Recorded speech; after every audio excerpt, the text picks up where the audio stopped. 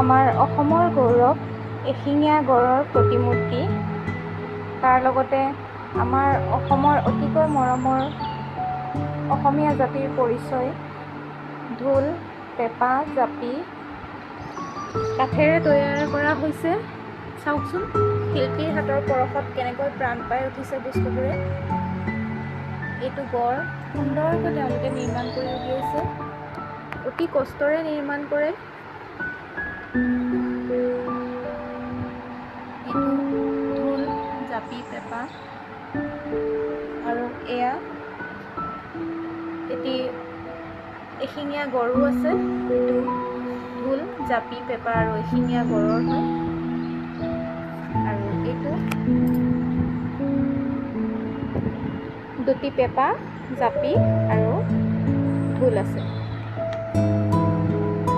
এইটো গড় 8 ইঞ্চিৰ গড়। এইসমূহ আমাৰ ঘৰত যেতিয়া আমি ঘৰৰ কোনোবা এটা উকা কোণতো সজাই থওঁ, গোটেই ঘৰটোৱেই সুন্দৰ গাম্ভীৰ্যতাপূৰ্ণ হৈ পৰে। আপোনালোকক যদি কাৰোবাক এইসমূহ লাগে তেনেহ'লে আমাৰ হায়াত কালেকশ্যনৰ লগত যোগাযোগ কৰিব পাৰে। অতিকৈ কম মূল্যতে পাব এইবোৰ।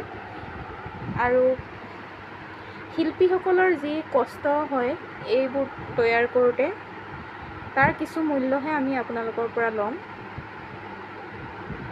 আৰু এইখিনি নিৰ্মাণ কৰিবলৈ যিখিনি আমাক বস্তুৰ প্ৰয়োজন হয় তাৰ মূল্য আৰু আমাৰ শিল্পীসকলৰ কষ্টৰ মূল্য।